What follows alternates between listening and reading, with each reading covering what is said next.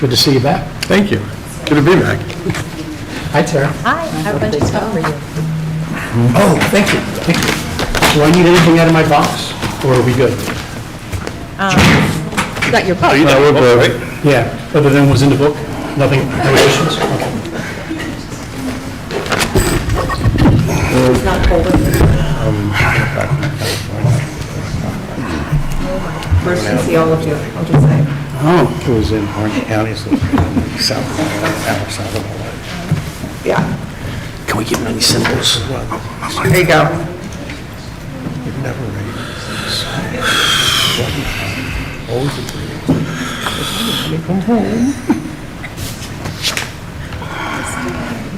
Yeah, exactly. Okay, good evening, everybody. Welcome to our July 12th, 2022 meeting. I'll just read the preface to the meeting. This meeting is called pursuant to the provisions of the Open Public Meetings Law. This meeting of July 12th, 2022, with instructions for internet access, was included in the meeting sent to the Burlington County Times and the Courier Post on January 6, 2022, and advertised in said newspapers on January 9th, 2022, and January 12th, 2022. Respectfully posted on the website and the bulletin board in the municipal building on January 6, 2022, and has remained continuously posted as required under the statute. In addition, a copy of this notice is and has been available to the public and is on file with the office of the municipal clerk. So the first order would be the flag salute, please. I pledge allegiance to the flag of the United States of America and to the republic for which it stands, one nation, under God, indivisible, with liberty and justice for all.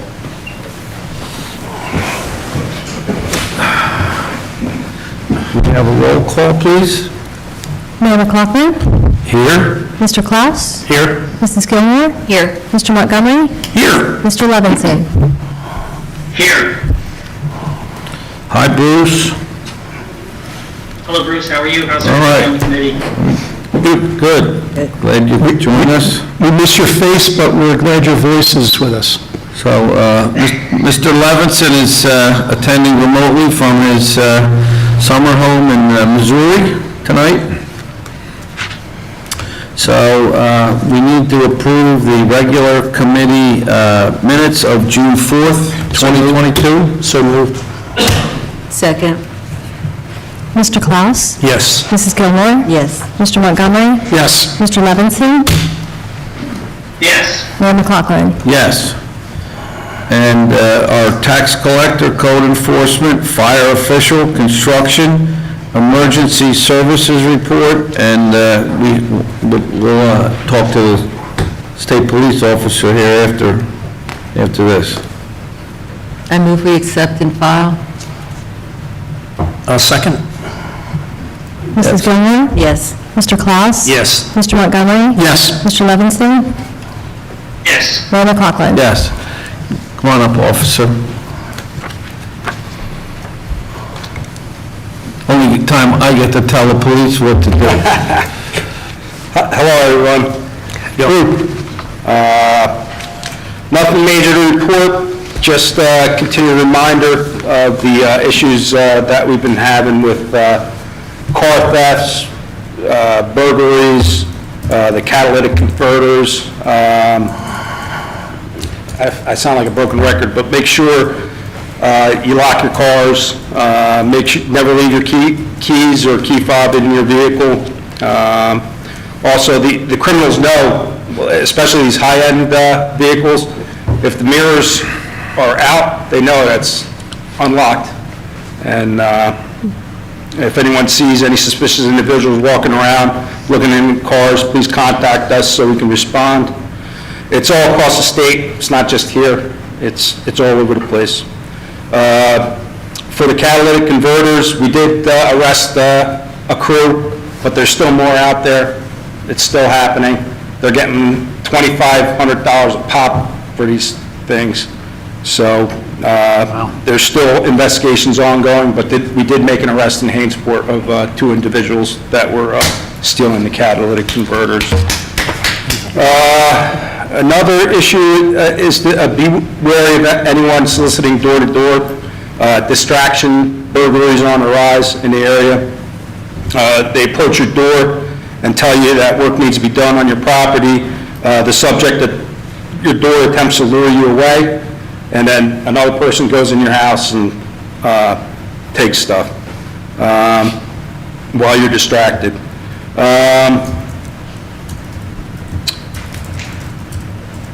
Employees of utility companies should have credentials showing you who they work for. Ask the person to show you their identification.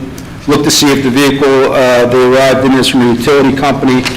If at any time you feel uncomfortable, do not believe the person, call us immediately, and a trooper will respond to verify the reason why the person approached your residence. Individuals that are soliciting in town have to, the solicitor's permit, we get them, we approve them at the station, so we have them on file, too.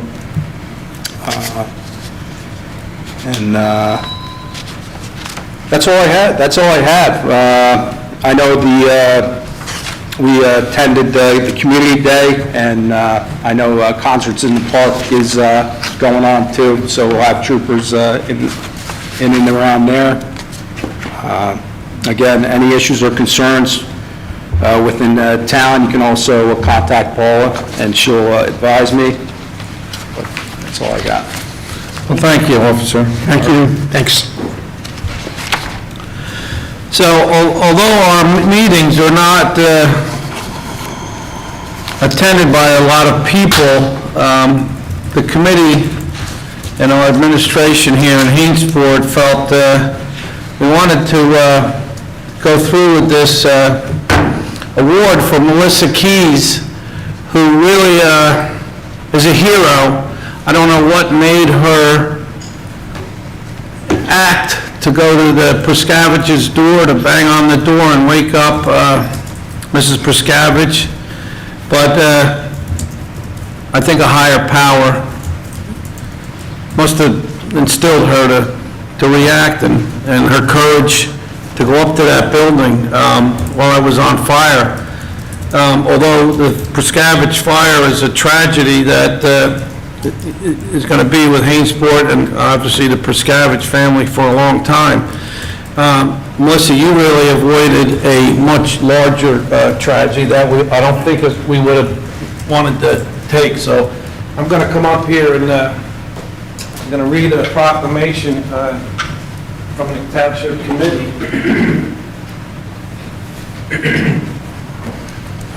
And I'm loud enough, I don't think I need a microphone. Whereas courage has been defined as the quality of mind, come on up here. Of course, our families know each other, our boys are good friends. Whereas courage has been defined as the quality of mind and spirit that enables a person to face difficulty, danger, or pain without fear. And whereas Hainesport wishes to recognize the courage and heroic action of one of our residents, Melissa Keys, and whereas Melissa bravely put herself in harm's way to alert her neighbor, Mrs. Priscavich, that her house was on fire. Whereas the swift action of Melissa saved the life of Mrs. Priscavich and the family dog. Now, therefore, be it resolved that the Township of Hainesport, the Township Committee of the Township of Hainesport, ask all of our residents to join us in proudly honoring and celebrating Melissa Keys for her life-saving contribution to our community. So I hope we're not embarrassed. No, I don't like to be the But this was, come on up, Priscavich family, would you please? So, we've got somebody that... You want to adjourn? Is that your deputy? No, I think he's looking for somebody fixtures. Okay. Thank you. I don't have my phone, or I would.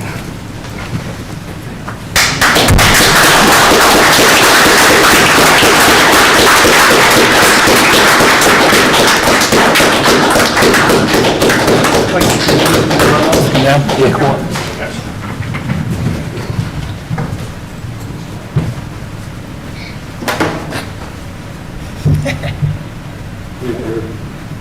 you display that proudly. And you're really, I don't know what made you do that, I really don't.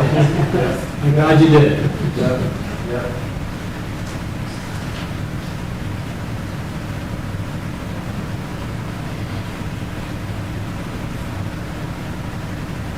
And we wanted you to know what we thought. Thank you, I appreciate it. Thank you very much. Thank you. Thank you, Melissa. Thank you.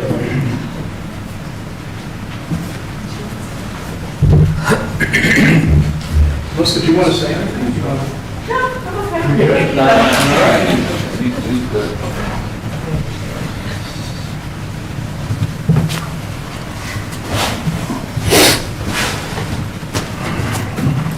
So right now, we're going to entertain comments from the public on anything that's on tonight's agenda. Come on up. Anna? Anna Evans, 63 Parry Drive. I'd just like to speak a little bit about Ordinance 2022-6. As we haven't been able to see this revision of this ordinance in advance, would it be possible for you to talk about it a little more than sometimes you do when you pass an ordinance at its first reading, so that we can hear a summary of what it's going to do and a rationale for why you've decided to bring it back? Absolutely. Thank you.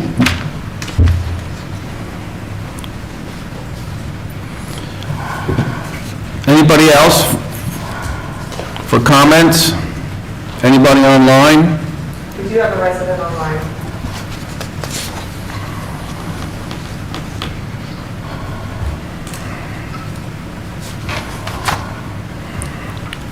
Okay, with that, I'll close public comment.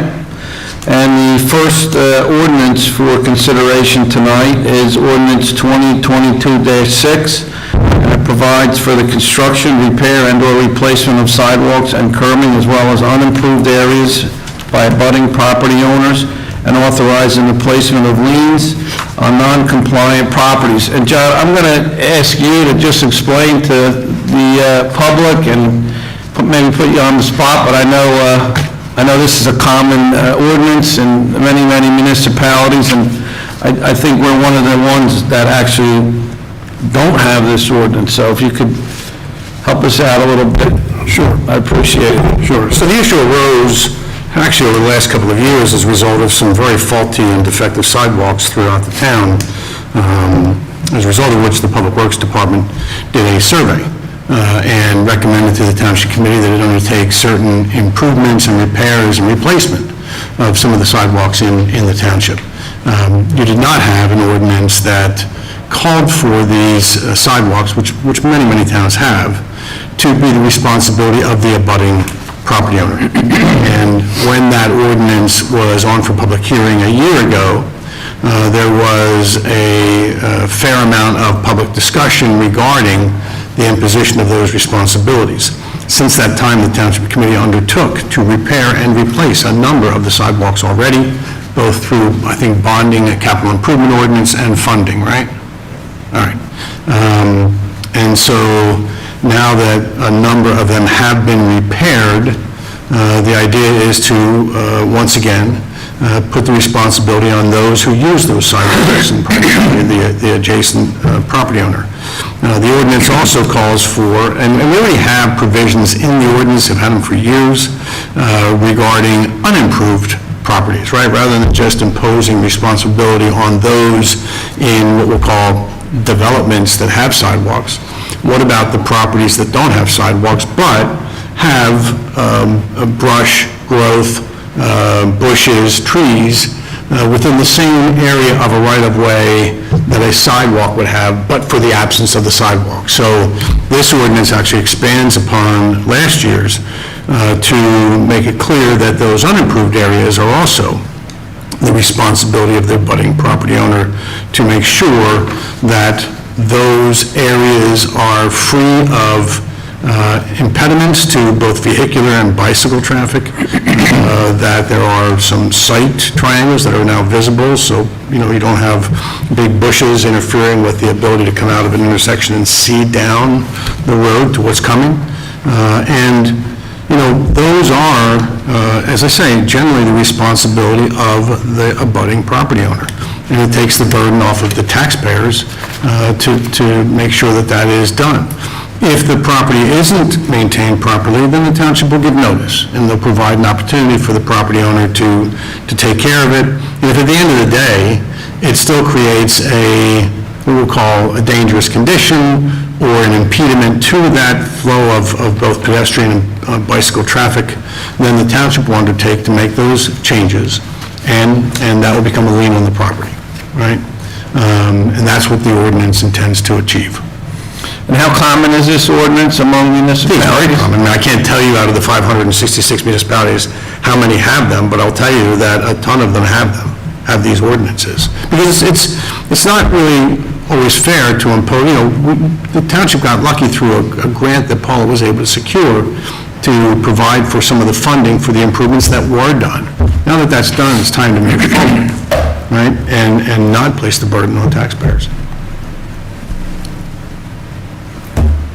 Kind of along the lines about shoveling snow. I'm sorry? Kind of similar to the responsibilities of the homeowner to shovel the snow on their sidewalk after so much time for the public passage. Everybody knows that. That is very common. I mean, you look at most developments where there's sidewalks, and the sidewalks are usually between the lawn and a piece of grass strip that then is extended to the curb, right? And those sidewalk responsibilities, someone slips in front of your sidewalk, ice or snow, you're going to get sued for that. And so, unfortunately, will the township, because it's in the right-of-way. And so, again, in fairness to the taxpayers, to relieve them of that burden, it's the responsibility of the property owner whose property abuts that area. This pertains to dead debris and living debris, right? Yeah, it's anything that That could obstructs. grow or obstruct, or potentially fall. And the example I want to use is when the utility trims the trees, sometimes they trim the balance off the tree because that side of the tree is near the lines, they leave this side on, so the potential tree is a lot heavier on one side, even though it's healthy and alive, it could break. So it would be the same, it would be their responsibility. It would be their responsibility. I think the township has a little heavier decision-making process as to whether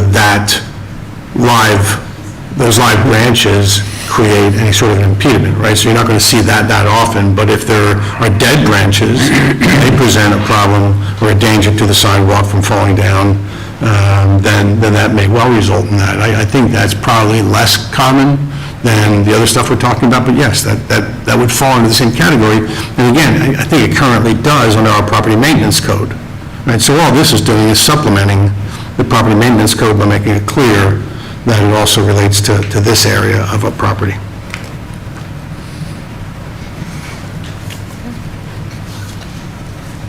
John, I have a question.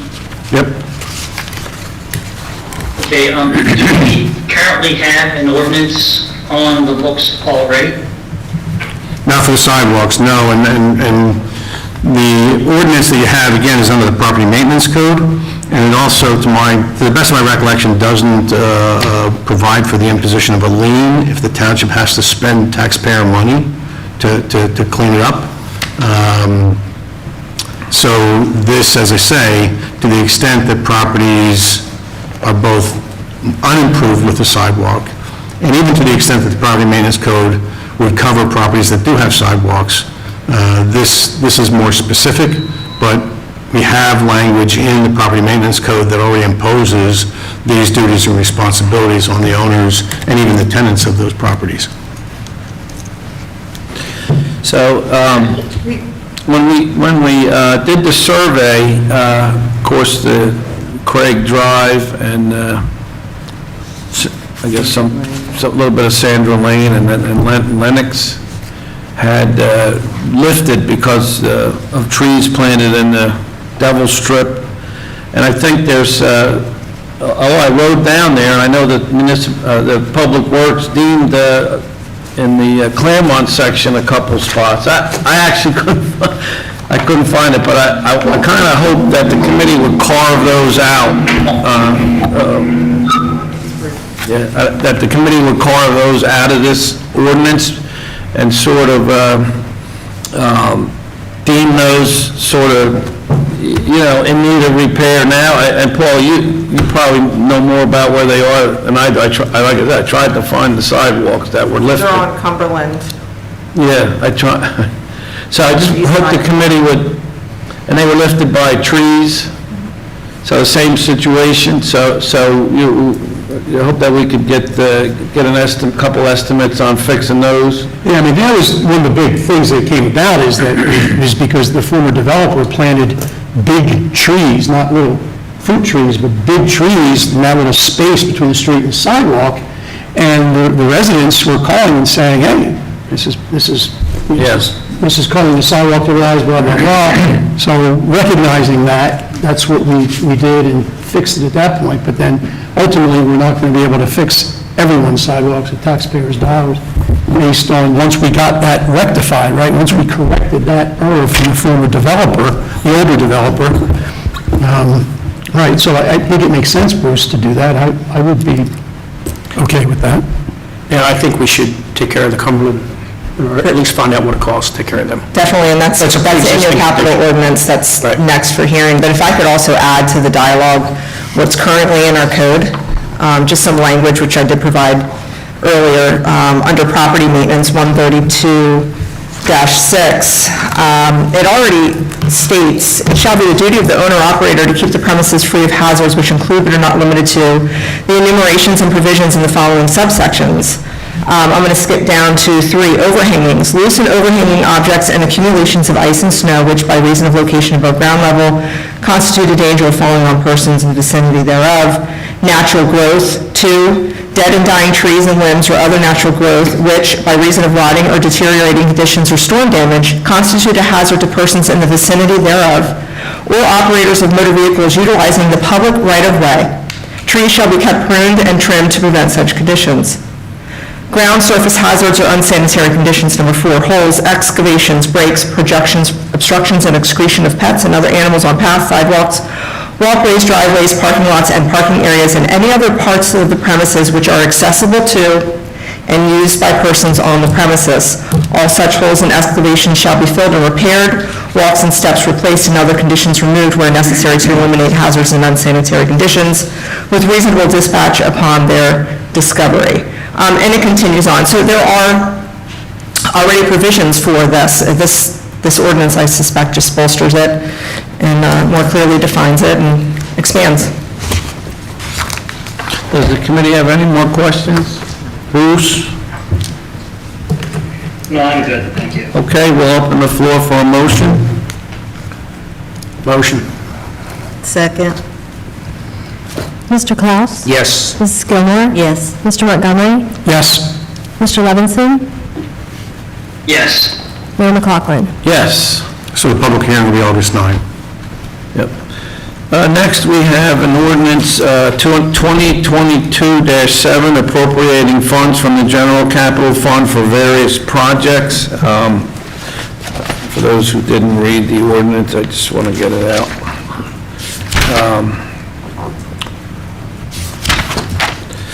So we're looking to improve, again, sidewalks, curbs, warning surfaces, and striping. We're looking to purchase some computer hardware and software, a minimal expense. Again, we're supporting our fire service with purchase of fire equipment, and we're participating in a Brownsfield cleanup at Paul's Tank Farm, where we're paying our contribution towards the cleanup. So, Mayor, if you could, before you ask for a motion, could you actually read, if you have it opened up to the ordinance, could you read the title? okay.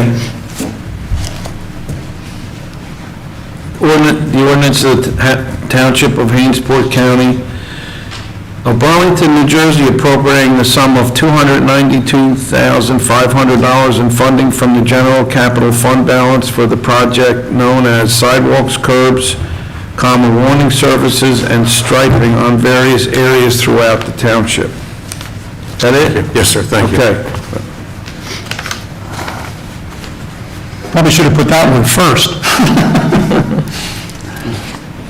Well, and again, I'm very proud to be part of the township government. I don't take responsibility for it, but, we're debt-free at the end of the year here.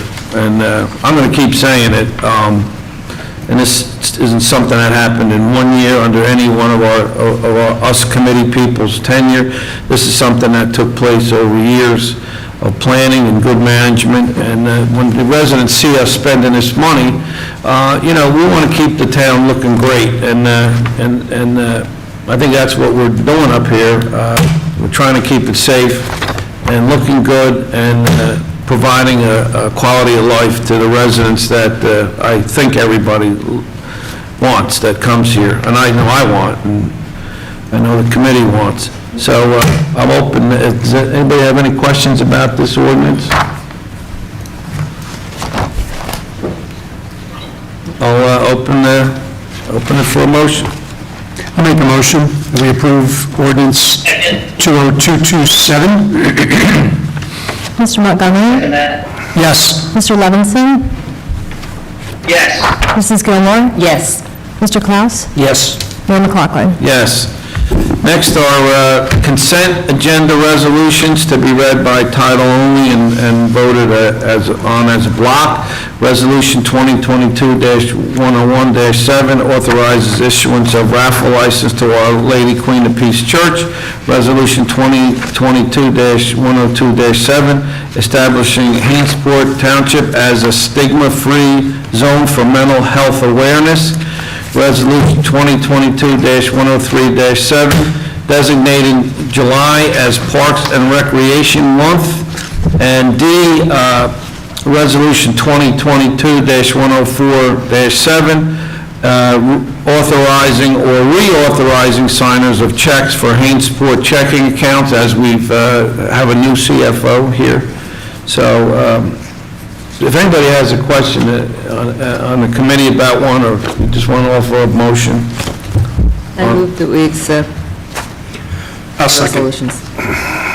Mrs. Gilmore? Yes. Mr. Klaus? Yes. Mr. Montgomery? Yes. Mr. Levinson? Yes. Mayor McLaughlin? Yes. The first regular resolution is Resolution 2022-105, and this gives consent to the filing of a land use application involving municipal property for stormwater discharge through Block 100, lots 9 and 10, which is basically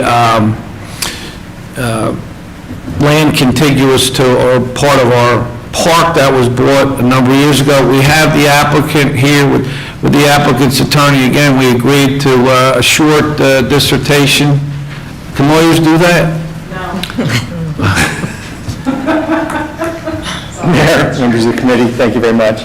David Frank on behalf of the developer. But I don't want to cut you short. Get it all, I'm only teasing you. Get it? It's all good. State your case.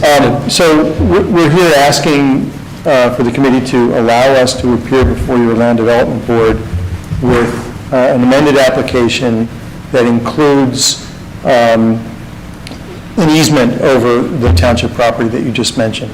This is not actually the request for the easement itself. That would be subsequent to this. This is merely a request that you authorize us as the landowner to appear before your Land Development Board and ask them to see whether that makes sense from a site plan perspective before that body. So I have a question for our attorney, if you don't mind. John, is that going to come in the form of a use variance, or No, the application, I think, is just a subdivision of site plan application, right? It's been filed with the Joint Land Use Board, but, part of the stormwater, if you recall the previous litigation with the neighboring community association related to the discharge of stormwater into one of their ponds or across their property. This eliminates that condition, but it runs it through pipes that will go through municipal property. In order for that to occur, the township has to eventually grant an easement, and the township's not going to grant an easement until it has a better understanding of exactly what the infrastructure will be, how deep the pipes will be buried, what the stormwater discharge will be going through those pipes. The applicant will be responsible, because it's going to discharge into the creek, right? Yes, it is. So the applicant's responsible for any and all approvals from DEP. We're not responsible for that. The township will determine what benefit it gets, because there's also going to be an opportunity for establishment of a public way through the, through the park area. And you balance that, and if at the end of the day, they owe us money, they owe us money. If they don't, they don't. But we have to figure that out, and this will be referred to the assessor. We're going to do some valuations. We're going to negotiate, and all this resolution does, because under the land use law, the owner of property to be developed must consent to that. You are the owner of that property across which this discharge will run, and so you have to consent. The way the resolution is drafted is, it's a conditional consent. You're consenting to the application. You're not consenting to the easement yet. You have to negotiate the easement, and that'll come back before the township committee. So if you approve this tonight, we will then, Paul and I will then, along with Scott Taylor and Marty, begin discussions with the applicant, Mr. Frank, and its engineer about exactly what is this going to end up being and how does it benefit the township. And at some point, if an easement agreement can be reached, it'll come back before you for introduction of an ordinance conveying that easement. Hope you didn't take your thunder. Anything you Anytime want I to add get to it? another attorney to do my talking, I'm very happy, and And you're not even paying them. Well, you sort of are. Anything you'd like to add to that? not a thing, that was very eloquently expressed. We try hard to make sure everybody knows what we're doing up here, what's going on. So Yes. it might run on a little bit. Do you know how, people have figured out how deep it needs to be and all the Yeah, so particulars? we do have our engineer here with us this evening. We could discuss all that with particularity, but I think we're going to end up doing it at your land development board anyway and creating the record there, so, I'd be interested in hearing it at a high level. Yeah, High level? and I was going to ask that, for the benefit of the committee, who only two people are on the board. Sure. And since they're going to grant you permission, I think it'd be good if they kind of know what you're doing. So we do have the ability to show you a map of what we intend to do. We could do that, Jack? Yeah. Good. I think I'm going to have to be an easel, probably. Okay. Probably the limit of my competence, but that's okay. Talented. Mr. Gravlin is our engineer. So the audience understands the committee is going to give permission for the applicant to come to the planning board, so it only makes sense that the committee knows sort of what's going on. So I appreciate you doing that. We have two committee members on any of these committees, because if you have three, it's considered a meeting, right? So the others can't be there, so that's why this is Yeah, although kind of can't see it, but... Yeah, and don't we have, Paul, we have copies of these? Yes, you do. Yeah, so I saw this Yes. yesterday. So Jack, could you please just give us orientation of where we are with this, and then, they'll need the microphone, not me. Man, I need new glasses. And then show us the length of it and tell us how deep the pipe will be and how big it will be and all of that. This one's right. This is my name is Jack Gravel, I'm a civil engineer. I prepared these plans. They're identical to what is in your packet, with the exception of some coloration I added to this plan, just to make it a little more obvious. We have an approved major subdivision. It's a senior project. It's part of lots 802 and 803, 11.7 acres, 41 residential senior citizen houses. It was fully approved about a year ago. Subsequent to that, the Homeowners Association filed against us The result was that I cannot run an overflow pipe from our basin, which is in the corner of the property, into the public system in the adjoining subdivision. Now, prior to getting our final, the planning board, when they granted preliminary, made me store the entire 100-year storm event within our basin. This is the grading plan.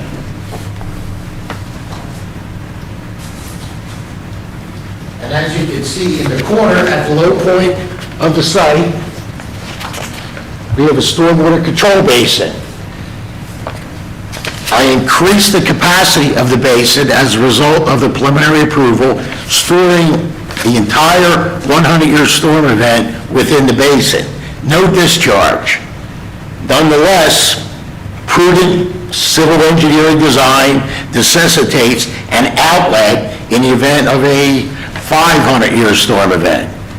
So I had an overflow pipe from the basin that would terminate within the cul-de-sac into an existing drain pipe. We also had an easement. For whatever reason, it was ruled that we are not allowed to do it. So I came up with an alternate proposal, which is to run a drain line behind the houses and up to the park property. To the north here, or the northeast, is the park property. And it extends all the way out to Route 38. And I'll show it on this plan again. What we are proposing as part of our approval is to dedicate and construct an access road into your park. That was approved in lieu of us actually installing recreation. And it's a road that will be constructed by us. There'll be curb and sidewalk on the one side. There'll be a drainage swale on the other side. We are installing the subgrade and also the paving base. The only thing we're not putting in is the top 2 inches. That'll be installed by the township after they construct the park. We are also providing a 15-foot wide pedestrian easement so that our people, or anyone else, is able to walk around the sidewalks, go between the lots, and into the park. Within that easement, we're also extending water and sewer lines in the event that the township decides they have an improvement that requires public water and sewer. So we are providing that. Now, as far as your property, this is the easement. It's 398 foot by 20 foot wide. And on my sheet 9, I recently revised these plans. I have designed them entirely. This indicates our proposal. At the end of the pedestrian easement, we will connect in the pipe, run the pipe underground across the township lands to a point right before an existing swale on the township property. What I would design this as a head system, or in other words, the inlet in the basin will begin to fill up. It'll run through the pipe, all the way around the properties, through the township property, and at the end, I have an inlet, and the water will simply bubble up and go out. Now, this would only occur in the event of a 500-year storm event. It's well beyond the regulatory design storm. We exceed all the design standards. Nonetheless, I'm insisting we have to have an overflow just to direct this water in the event of a catastrophic storm event. So it's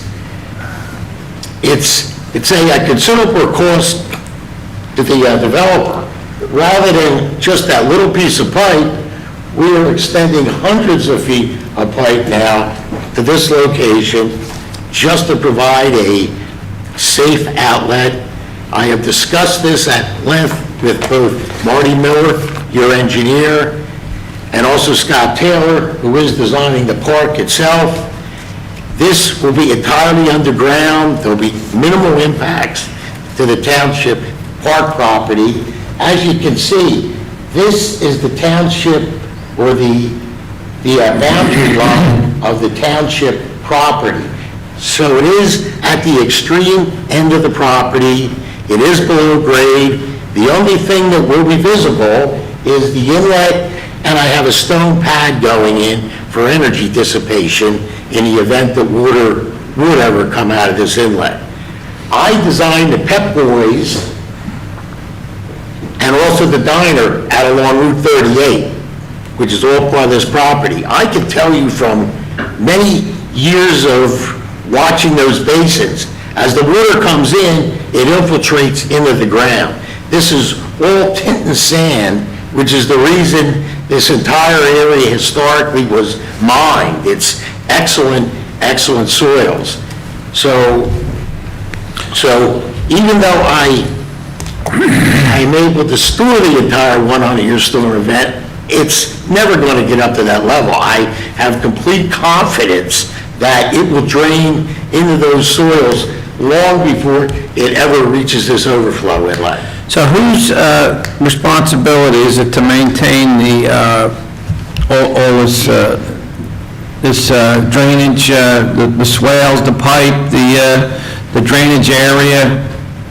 We're going to work through all of the details of how we do that mechanically with Mr. Gillespie when we get to the actual easement grant negotiations. I think that's a little ahead of things now, but very clearly it's a pipe that serves the residential development, so I think the HOA is going to need to be involved there. But we'll have to figure all of those things out.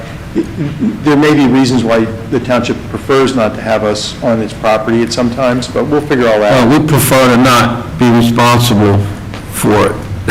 Okay, well, Historically. we'll figure that out when we get to that. Let's get that out there. Okay. But you're saying that after a bad storm or a week of storm, I should be able to walk out there and there won't be water dripping out of the end of that pipe? It'll have all been dissipated into the ground That by the is, basin? yes, based on two reasons. Number one, I exceed the storage volume within our basin for the 100-year storm event. So it could only occur where we get a 19-inch rainfall event or something. It's extremely unlikely. Statistically, it could possibly happen, but it's extremely unlikely. The second reason is the soils. The soils are extremely permeable. We cannot take that into account as far as a discharge out of the basin. However, it is going to occur. I guarantee you that, based on what I've seen at the Pep Boys as well as the Diner Basin. As the water comes in, it just permeates into the ground. For the benefit of the committee that's not on the planning board, I think, correct me if I'm wrong, that Alimo agreed with their 100-year, 500-year Oh, yes. assessment. Absolutely. Our drainage, the actual stormwater management Right. report was prepared a year ago. That was approved by Alimo's office. He went through the calculations. He agreed I am providing the storage. We would not be here were it not for the fact that we don't have an emergency outflow for this basin now. We had to seek an alternative route through the township property directly into the Rancocas. If it ever occurs, we're all going to be underwater. I mean, this would be a catastrophic storm event for that. But at least it's not going into the Creek View Lake, that's the key. Exactly. Right. That was the whole, Into the Rancocas. that was the whole Right into decision. the Rancocas. Right into the Rancocas. It will never go into the creek feed development, although it is actually tributary by the natural contouring of the land.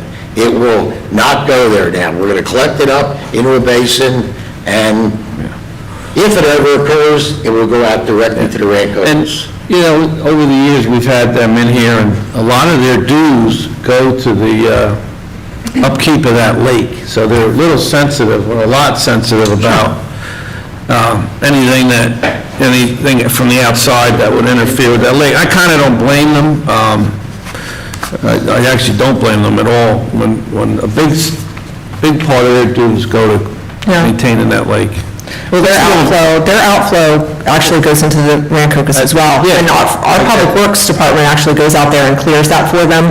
Yep. I'm not sure why, but we've historically been doing that. We'll actually go out there and clear the debris from it.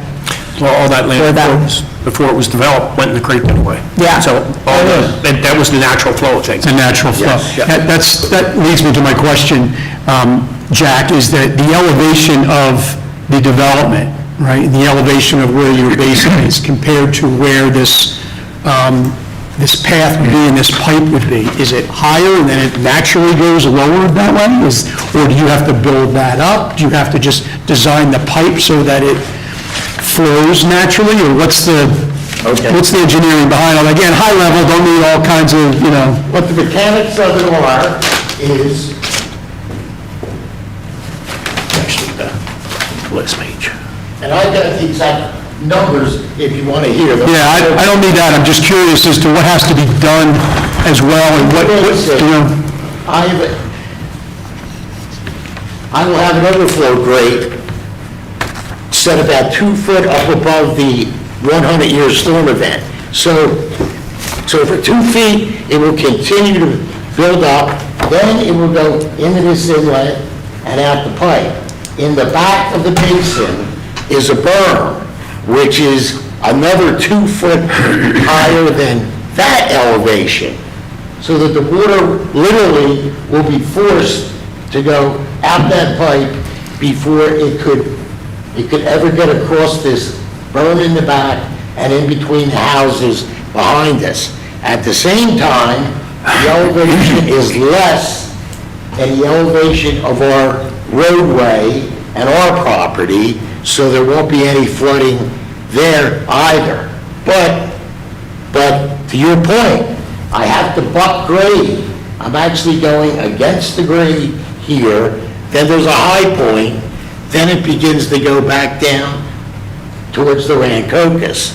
So at certain points, I've got a pipe that's maybe 8 or 9 feet deep, but it's sloped towards the Rancocas consistently, and at the very end of the pipe, I have a perforated pipe system.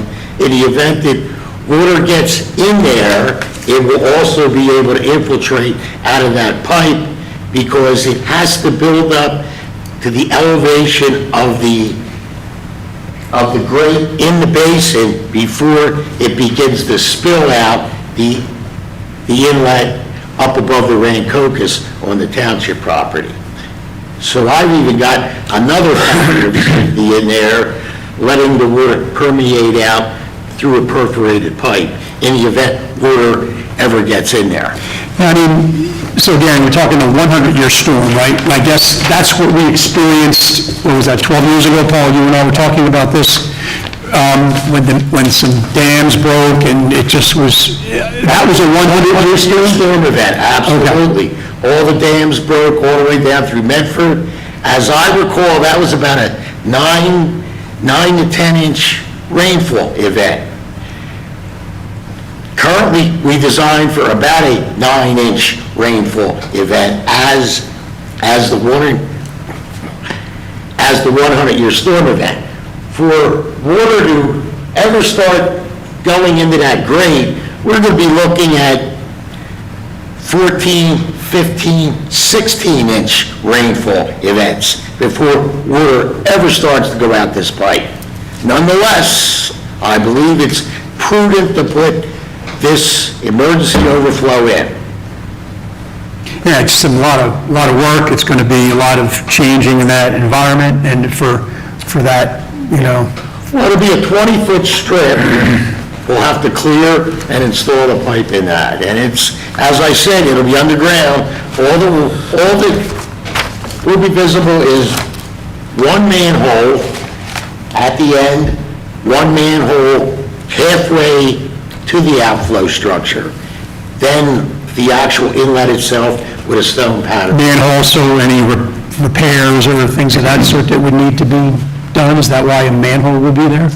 Yes, well, that's just to gain access into that pipe in the event that somehow it gets blocked, but it's an 18-inch pipe. Right. It isn't going to get blocked. It's an 18-inch wide? Okay, that was one of my other questions. Yeah, I mean, animals, right, and, all Exactly. kinds of debris. Exactly. All kinds of stuff can happen. Yes. It's a 500-year storm, though none of us will be here, I don't think, anyway. Sorry, Christian. Yeah, so what's, Go ahead, Bruce. I'm sorry, Ken, did you finish? I apologize. that's okay, go ahead. Are you ready? Yeah, we're ready. Bruce. Okay. How high would the Rancocas have to rise before it began to enter the grate that is actually being used to get the water out of the development? And then how high did it rise during that 100-year storm event? Okay.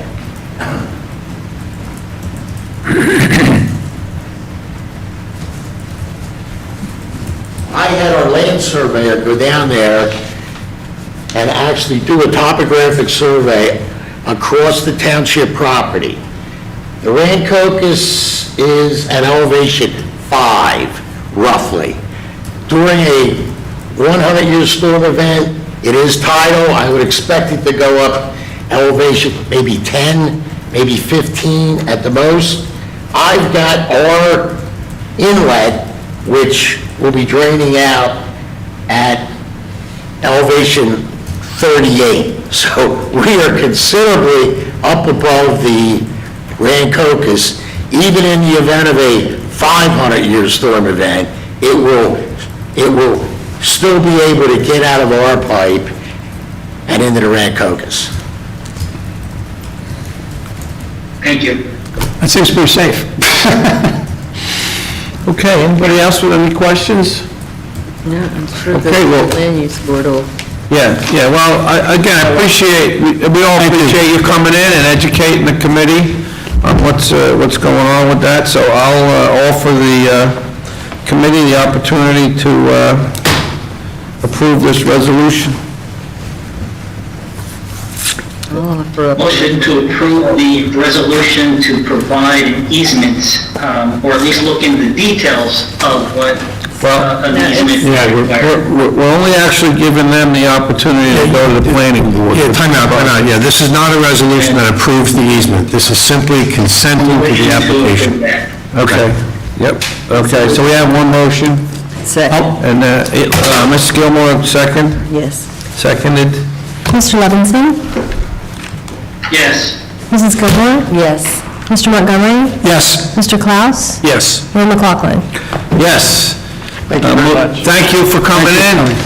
Thank you. Thank you very much. Good job Thanks, Jack. with the presentation. You're welcome. Gus? So the next resolution is 2022-106-7, where the Township Committee is required to certify the audit of our 2021 finances. So, Make a motion? here we go. Okay? Yep, second? Okay?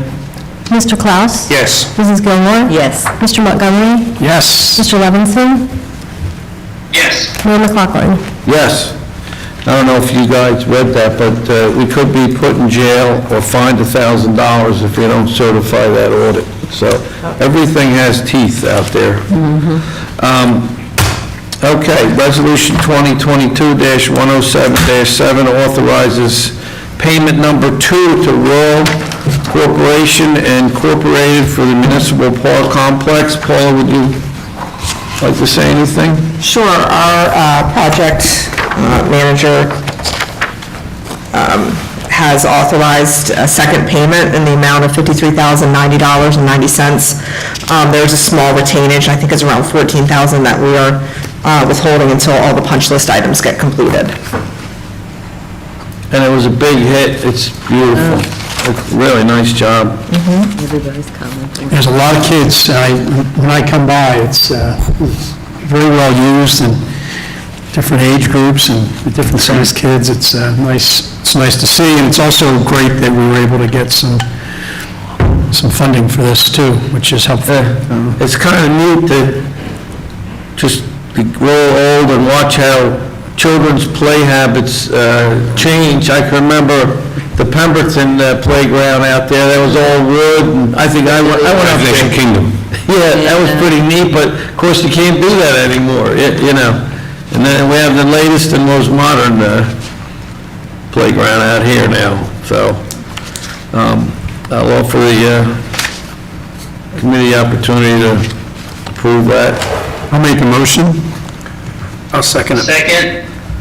Okay? Mr. Montgomery? Yes. Mr. Klaus? Yes. Mrs. Gilmore? Yes. Mr. Levinson? Yes.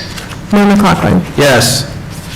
Next resolution is 2022-108-7. It authorizes submission of grant application and execution of grant contract with NJ DOT for Pulaski Avenue, in parentheses, Iowa to Lumberton Road, Laurel Ridge Road, Craig Drive to Route 38, that's the connector, and Fenimore Road, which is Arc Road to the town line resurfacing project. For those of you that don't know, we do own about a half a mile of Arc Road. And this is also a lot of, we got, for grants, so it's just nice to use that. Sure, so we previously applied for DOT funding and for these three roads, and we received, of the $500,000 grant request, we received $185,000. So this year, they've opened up the next round of grant funding, and this request is to resubmit to supplant the prior award of $185,000 with more funding, since we've not officially started this project. This is exactly what we did with Bancroft Road.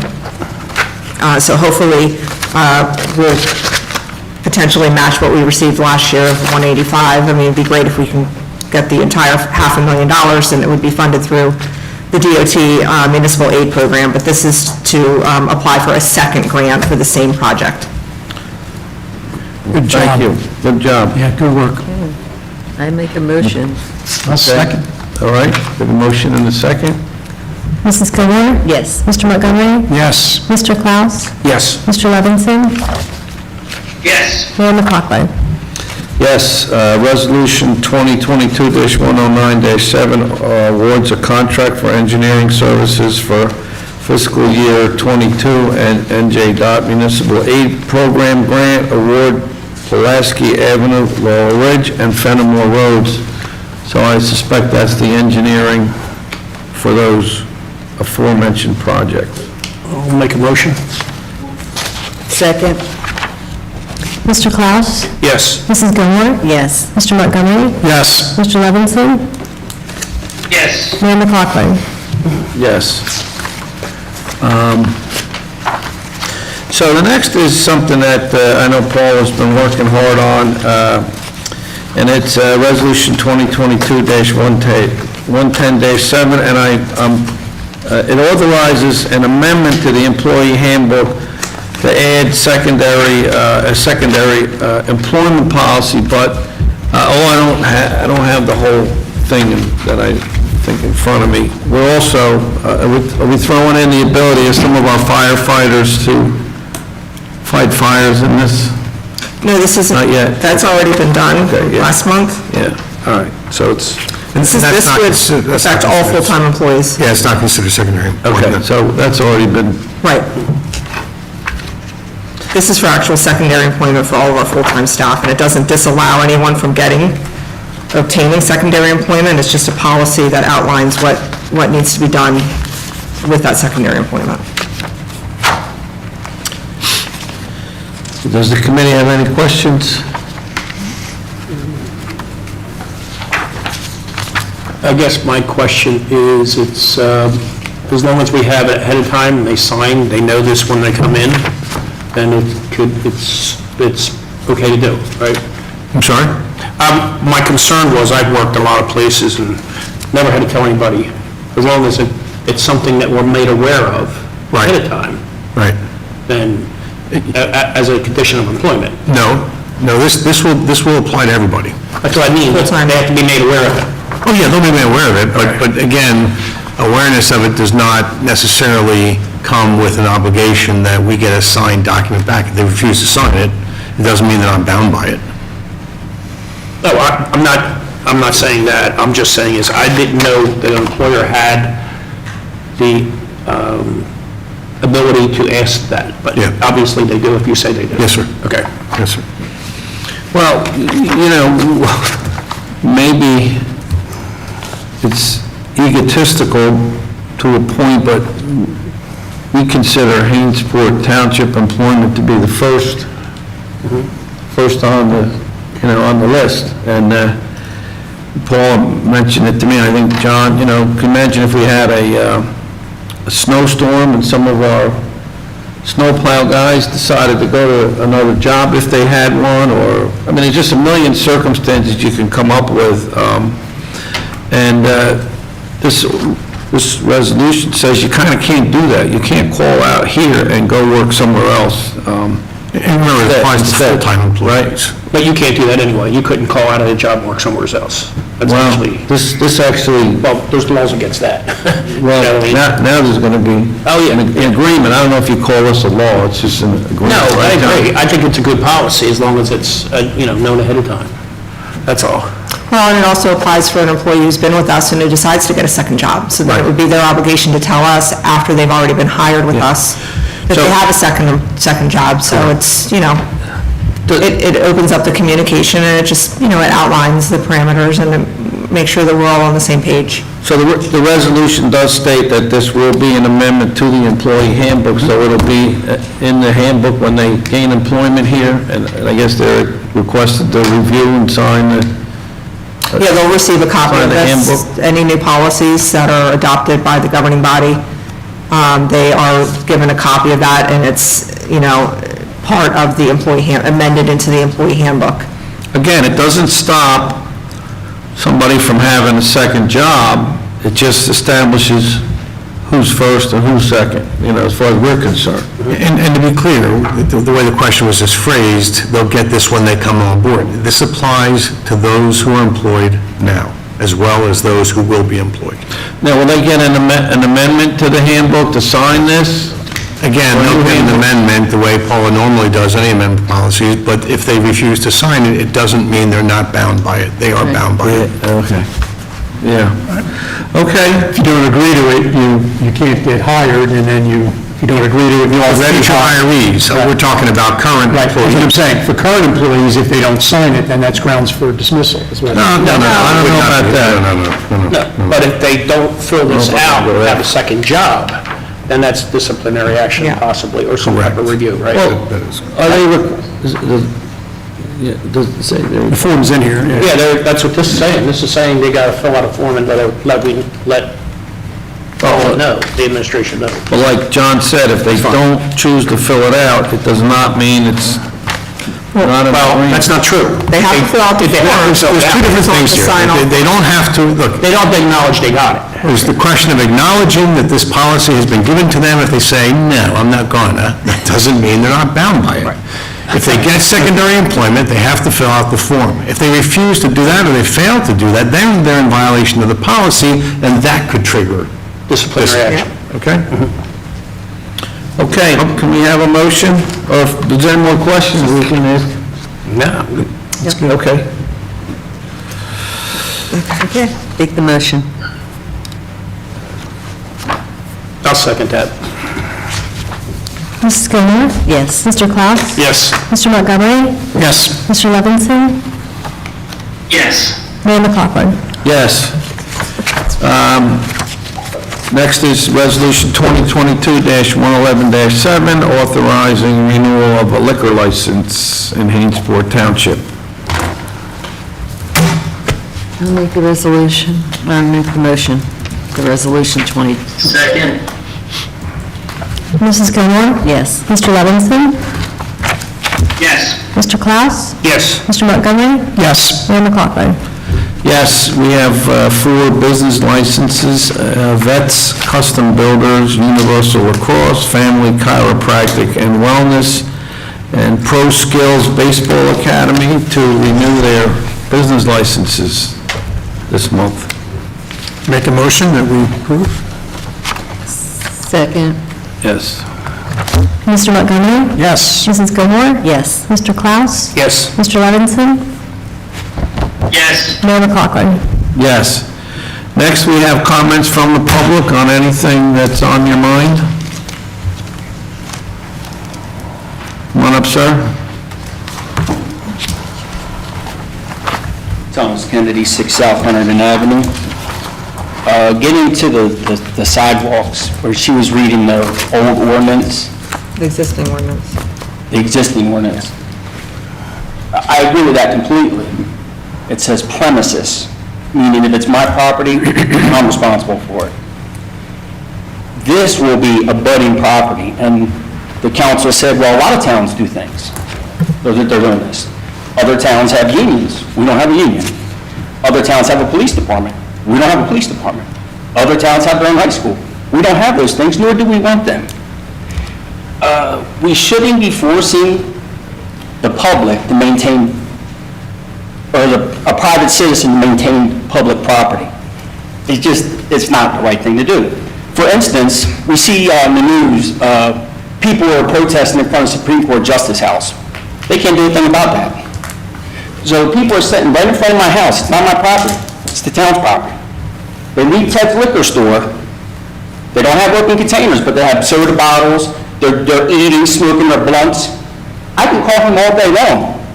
He can't do a thing. It's public property. It's a sidewalk. They can be there.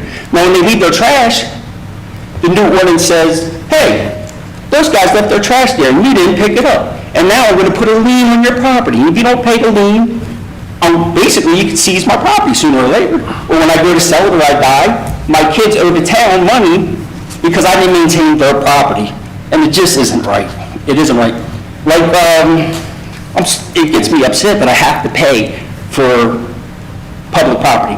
For instance, when the sewers came through, I already had a 190-foot run from Warren Highway up to my house.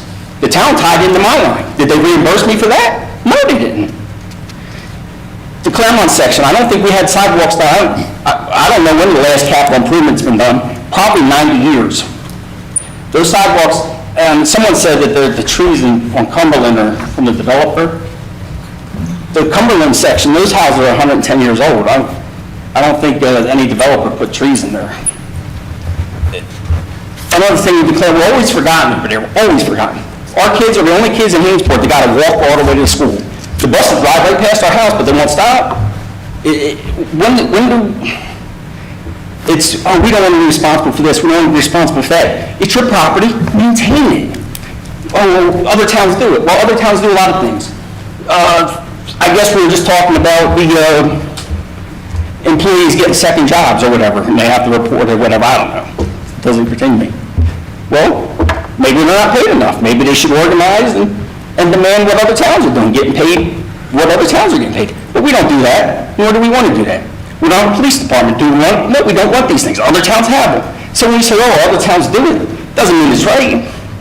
I shouldn't be forced and compelled.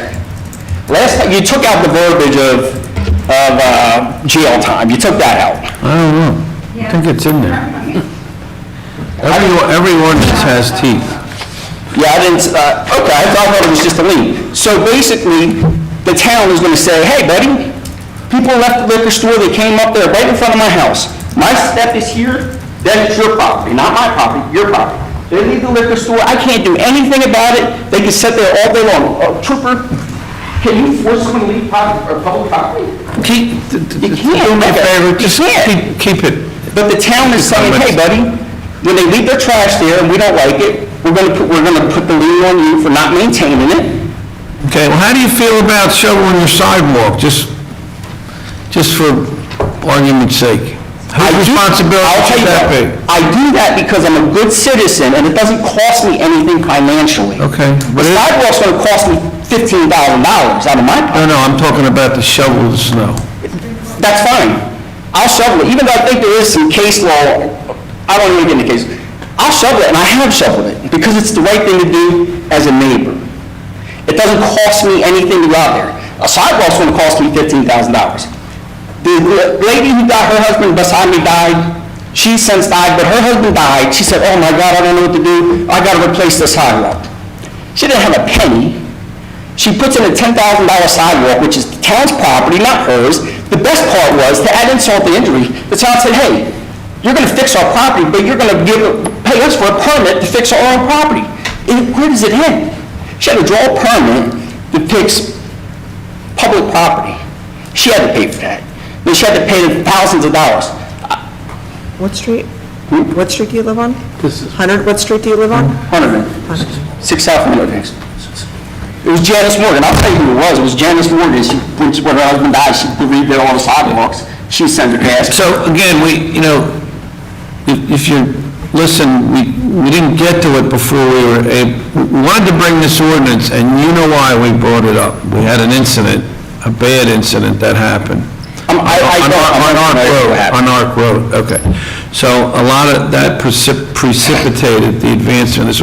We do acknowledge that there are a few sidewalks over in your section that we were not able to address, and we've carved them out of this ordinance. We've all agreed that we're, ladies and gentlemen, that we're going to do that, so. That was, I think you mentioned Cumberland, though. I can't remember all the streets. We don't. They're identified.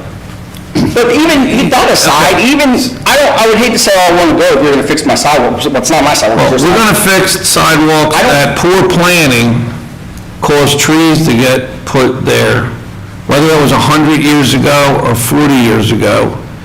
And the committee feels that is a Hainesport responsibility, because we were Hainesport then, we're Hainesport now, and we're going to repair, we're going to repair those over there. So, after that, it's your property. Now, John, I'm going to ask that you, just give me 1 second, because you raised a point, and I want to have a dialogue with you. John, if I may ask you, we're bannering back that the sidewalks are our property. I mean, the right-of-way is, can you give us a legal definition of? Right-of-way is a public right-of-way across private property, and the statute allows the ordinance that is being discussed now. Whether you want to have this dialogue now or the public hearing is up to you. Okay, well, I don't We're here now, we might as well go for it, we're here. Well, there was, okay, you're not at the podium, please, I'll give you a chance if you'd like to speak. Okay, so,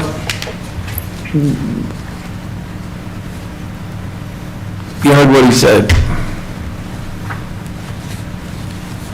And in all candor, I'm going to listen to him. The right-of-way means anyone can use it, but I have to pay for it, I'm responsible for it, and I have no say-so. So maybe in the ordinance, maybe we should add in there, and of course this is going to be ludicrous, but we don't have a park in the Claremont section. Our kids to play would have to ride the bicycles across the bypass. But you're bringing up things that the city has no control over. Busing, you got to stay on point. I mean, we don't have control over busing. I understand you're not happy, and I don't want to make you Not the more busing, I wasn't bringing up the busing, my point. Don't wander all over us. I'm getting to where this is forcing me, compelling me to maintain. Not you, everybody. Me too, me too. So a prime example would be, we don't have a park over there. Maybe in this ordinance, the councilmen would all say, we're going to build a park with our private money because we're going to save the town, because that's what we're saying. We're saving the town, the taxpayer money. We don't have a park. Maybe we need a park, and I don't want the taxpayers to pay for it. I like for the town council to get the county parking lot, you're citizens of the town, and you guys put a $300,000 park in for us. It's the same thing. I guess. It's a park that everyone could use, but you're paying for it. Like, you're asking me to fix your property. I have no say-so on what happens on that property. I can call the cops all day long, the trooper's gonna come out there and say, it's nothing I can do. They can sit out there, throw their trash on the ground, I don't know who they are. Yeah, I can call the cops, but by the time they get there, that guy's long gone, he's down in Mount Holly, or he's up in the solar field. I don't know who he is. Okay, But then I get the lien. We understand your so you can point. pick up their trash. okay. All right, we'll have a public comment the next reading. Would you like to come up, ma'am? Okay. Okay. I understand your sentiment. Anybody else with public comment? Well, you know, we don't try to enforce the 5-minute, but when we repeat over and over the same issue, it's time to sit down. But come on up. You have something else? I want you, we'd love to hear from you. So my address is paid for, capital improvements already running the 190 foot of sewer line the town tapped into. Would it be crazy if I asked the town for reimbursement for the 100? Of course it would be. But maybe, is there any way I can recoup the money? Because I had sewer before the sewer ever came through. It ran up off Marne Highway to my address. But you know who handles the sewer authority. You know that, right? Yeah, but the Well, town, how would we- remember when we did the whole thing and everyone over there had to tap in? Yeah. That was a town ordinance. That was the town did that. No, you gotta back up a little bit. We entered a contract with Mount Holly and asked Mount Holly to make significant improvements to their infrastructure to accept our sewer, and the other side of the deal was that Mount Holly wanted us to enforce that people used it. So that was the second part of the contract. It's between Mount Holly and Hainsport Township. So yes, and that's very typical when sewer comes in, that there's an enforcement, that people need to hook up, and that's what that was. Would you improve your sewer system and spend $20 million if nobody hooked up? You wouldn't do it. You know what? Wouldn't do it. My address there was no sewer line on the street. We ran one from Marne Highway, for the record, 6,500, we ran one from Marne Highway, 190 feet up the street. I understand. to the We've heard house. that. Then it came through, was forced to come through, and the town benefited from my sewer line because they didn't have to dig that 190 foot up, they just tied right into the line. I don't have a problem with that because it helps everyone. But now I'm having the problem when the town is forcing me to maintain their property because they don't want to be responsible. Like here, we don't want to be responsible. I don't want to be responsible for a lot of things, but unfortunately I am. I shouldn't be compelled by the government to maintain their property. It's not mine. I have no say-so on that'd be like... All right, well, we understand your point. Yeah, no, it's, You understand it, but you want to pass the ordinance and say... I don't buy the same thing. I have trees that are 100 feet tall in front of my house. I gotta pay to clean them when they hang over a county road. I have to pick up the trash on Hainsport Mount Laurel Road that's thrown out every day from cars going by at 50 miles an hour. And I have to do all that. And I agree with the tree thing, because the base of the tree, even though insurance companies are going to differ, the base of the tree is, if it's on your property, I feel it's your responsibility. Insurance companies are going to say otherwise, but I do feel that, yeah, if it's on our property, I have to maintain it. I'm responsible. And I've always maintained it. Now, I don't have... But that ordinance sound perfect. The premises, if it's on my premises, I'm responsible. Right. And when you have a cement truck roll over, not necessarily you, roll over your sidewalk and crack it to smithereens, who's supposed to fix that? Larry? Me? Well, I'll tell you what. Rolled over your You don't know who the town rolled over your responsible property. for that cement truck, and if no one saw who did it, the town says, it's ours, but you know what, Scott? You pay for it. Right, and if- That's what this one right. does. It says, hey, the cement truck ran over the sidewalk, it's our sidewalk, but you know what, Fat Scott? We ain't paying for it, you're gonna pay for it, No. and if you don't pay for it, we're gonna put a lien on your property. No. And I didn't know that the caging was still in there. And if you don't pay that, we're gonna put you in the cage. And I know it's... I know, you're powerful. But All right, well, you made your point, I appreciate it. It is a jail cage, you don't have to go And anywhere. we figured you'd be back too. On the sidewalk, of course. It's we still vote. On my property, I wouldn't be here, but it's And not my you're not gonna agree with everything that we do, I can appreciate that. I even don't agree. And I thank you for letting me go over, because I know I'm well over the 5 minutes, but it just Yeah, drives I me know, mad that I I- have to pay for public property that I have no say-so in. If your sidewalks were fixed, you wouldn't have no problem maintaining them, shoveling Well, them? they should last for another 50 years. It'd be, unfortunately, it'd be 50 years from now, that guy's problem, and he'll be here. The sidewalks were probably done 70 years ago. 90% of it, you probably couldn't find it, because probably 90% of the sidewalks that are on the engineering maps, they're not there anymore. It's been glassed over. People said, I'm not maintaining public. Public Works did a really good job of identifying all the sidewalks Yeah. prior to any talk of an ordinance that needed. They found the dummies. And who were we're trying to gonna, maintain it like and me. we're promising that we're gonna address them, So so. they found the dummies like me who've been trying to maintain it, see what I'm in. The smart guy said, you know what, I'm ripping it all out, I'm just seeding it over. That's what the smart people did. Listen, And I was the dummy who's been we've maintaining that got property. 10 houses on Craig Drive that fixed their own sidewalks when the trees lifted them. It's 10 guys that fixed them. And, was it, that's the way they want Was to it on live. that property, or was it the root? Because there's like big forward roots too. I don't know Craig Drive. I just know over in my neighborhood. Well, okay, well, I appreciate it. I understand how you feel. I don't know if the tree root was on their property, they probably should be responsible for it. If the tree root started, the tree was on their property, and it grew, they probably should be responsible. Well, that's sort of what this does, sort of. All right, well, thanks. Anybody else in public comment? Come on up.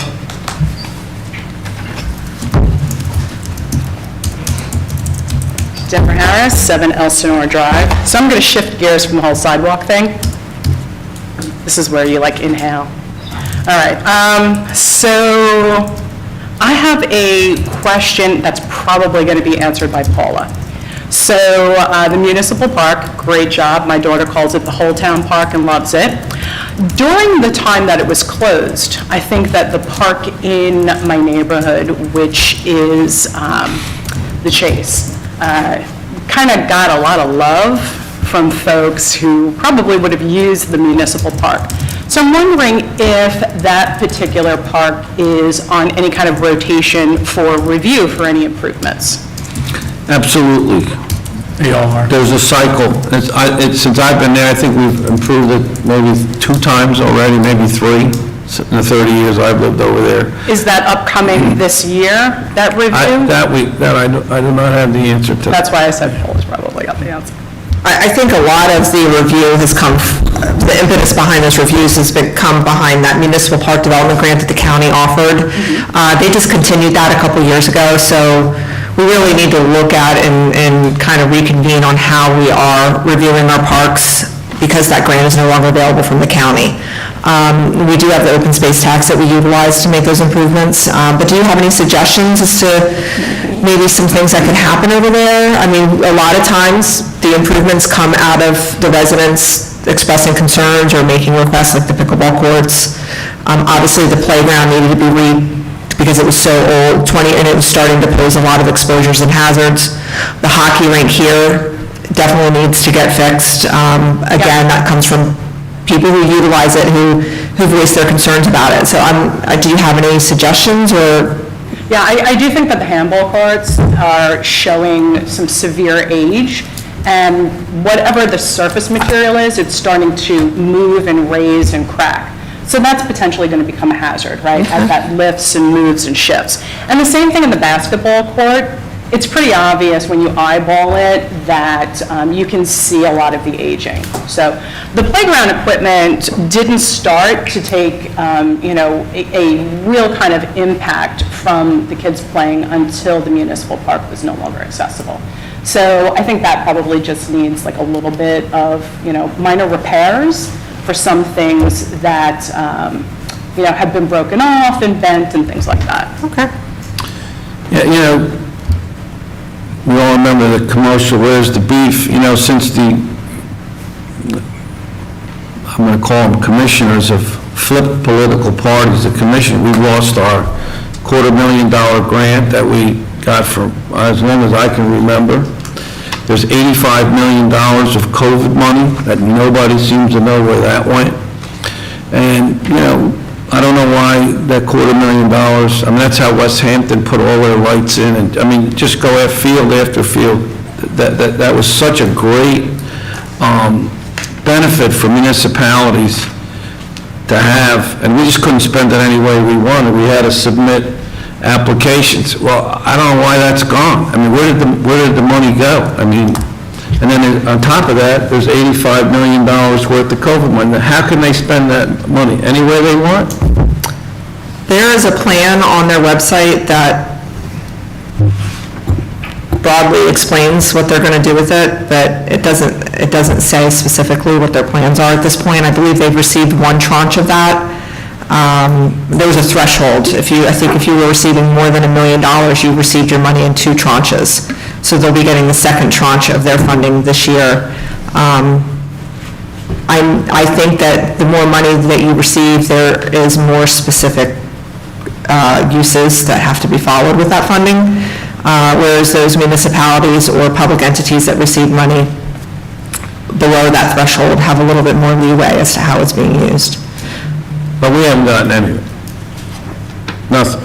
Well, we received our own direct ARP money, around $600,000. The county. Federal government. Federal money, yes, which we've utilized for different, smaller projects.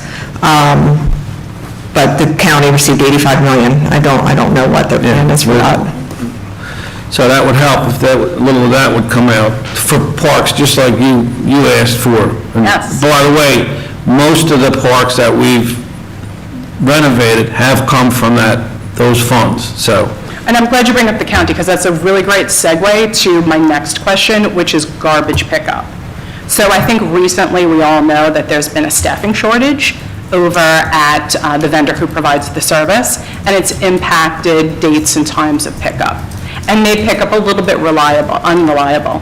And it looks like that staffing shortage is going to continue into the unforeseeable future. They haven't said any timeline, so I'm assuming that the impact is going to move forward.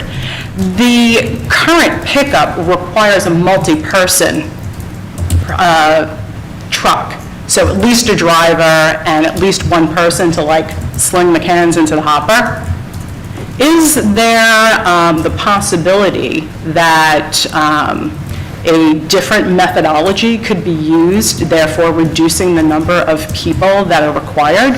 So there is a service similar to our recycling, where you have the type of can that doesn't require a human to lift it into the hopper, where it's more of a mechanical lift up. So then you only need one person. Right, okay, you understand that's a private contractor that Yes. we bid So do out. you have any insights into that? I don't think we require them to have any specific sort of truck to pick up our trash and. Well, maybe you don't have requirements, but do you have any insight into if anyone's going to be making any changes at any other level, Not the that we know county, of. or I haven't heard anything. to maybe alleviate and relieve some of this? No, the shortage also with the drivers, Deborah, is it's not just this particular contractor, it's the county. We had an issue before with the recycling, which is a county, so our Right. recycles are county. That's why I said it was a great segue. Right, so it's not just it's not just this particular vendor, it's everywhere. Right. There are restaurants that can't hire people, that are closed certain days now because they can't. Sure, which is So why I think everyone- it's so much more, so it's just shortage of. So I think we've missed a couple days. Yeah. Well, if I could... Not too bad, really. No, if I can provide some insight to this, because it has been an ongoing dialogue with administrators in Burlington County. Yes. I have to say, we are doing great in terms of our contract. Comparatively speaking. Compared to the other municipal contractors, there are certain towns that their trash isn't even getting picked up at all. Right, They're not even showing up. Yeah. Delran, I just had a conversation with the administrator from Delran, and she wanted to know, what our situation was, where are we at in our contract, what are we paying, what challenges are we being faced with. I explained to her how great Solterra communicated with us in terms of their challenges and what's going on, and they requested that we communicate with the residents just to be patient. But a one-day, it's only been a couple times that they've actually, it's been one day extended. Twice. But Nothing bad. Del Rand's trash contract in itself increased 70%. They're paying almost $100,000 a year for their trash removal. Now, obviously, that's relative, they have many more households that they have to pick up. But 70% increase, so that's definitely something that needs to be looked into. But I did have a very long conversation, and thanks to Mr. Gillespie for garnering that conversation with the Cinnaminson Public Works Director, who recently switched over to in-house trash collection. And, I learned greatly as to, what that expense is and what that would be to the community, and millions of dollars in capital in terms of trucks. And then what the implication of that is, you need to have more staffing. And then what's the implication of that? You have all the fringe benefits and the healthcare. And then you need to find mechanic services for when those trash trucks break down. And then you have to pay for all of those actual cans to be out. There's concerns about our older residents who cannot maneuver those 90-pound cans. So there's a lot that goes into it. So I have educated myself on that to try to kind of look at where we're going. And that was because last year we didn't get a lot of bids. The first time we went out to bid for the trash contract, we didn't receive any. So we had to go out a second time, and that was like, oh gosh, what are we going to do if we don't get any more bids? But it's a challenge across the state. I mean, towns are going out to bid and they're only getting 2 bids, 3 bids. They're having to go out to rebid. A lot of towns are looking at doing shared services and seeing if they can consolidate and do, hire one contractor to service all 3 towns, just to help with the economies of scale. But, it's a challenge generally everywhere. But I have to say, our contractor is doing a phenomenal job in communicating with us, and really the problems with delivery of their contract has been minimal at this point. So in terms of conversations about changing the modality of service to lessen the impact from any type of staffing implications, you haven't heard that come from any of the other? But we haven't had any. We really haven't had any. We have had. There's nothing to really fix. I mean, and I think what happened there was the truck was down and they couldn't get, That's they had some issues. So, yeah. That's not what the communication said. Yeah, it's not, thank goodness we don't have the problem. It was a preparation for a future position in terms of... But the answer is not to spend millions and millions of dollars on trucks. My question was whether or not you were in touch with the county or the holder of the contract to see if there was going to be a change in the service modality. We talk to everybody.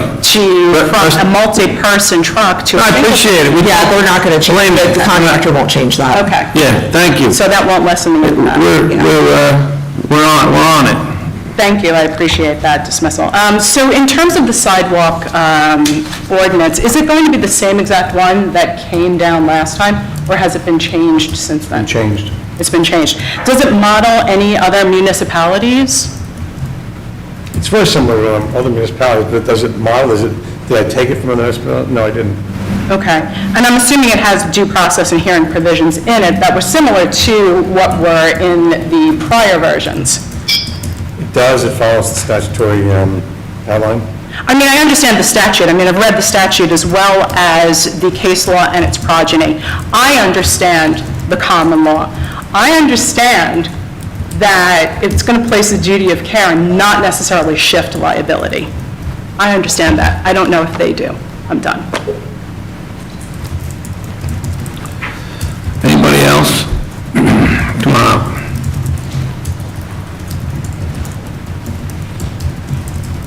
And 1163 Parry Drive. I'll try and be brief. Just because we're all going to be back here next month and talking about the sidewalk ordinance again, right? We're all going to be back here talking about this again. Yeah. And I just want to say that, in my opinion, we're trying to do a one-size-fits-all ordinance when we have a town with very disparate kinds of sidewalks. And so you're going to get a situation where you've got people who are living in new developments who have beautiful sidewalks and they're perfectly happy with this. Then you've got people who are living in, somewhat older developments, but not with sidewalks as bad as the ones that you've committed to fixing, right? So people like me, for example, or people in Creek View. You've got people who have no sidewalks, and now they have to be in charge of their overhangs. You've got people like the Kennedys. I don't know if they made it clear enough, but they don't actually own the property that sidewalk is on. their property line stops before the sidewalk. So most of us actually do own our sidewalks, right? They're on our actual properties, but they don't. So all I'm trying to say is that you're trying to create a one-size-fits-all ordinance for a town that has many, many, many different circumstances, and that is why in August you're probably going to get a bunch of people turn up who are not happy with the ordinance. Thanks.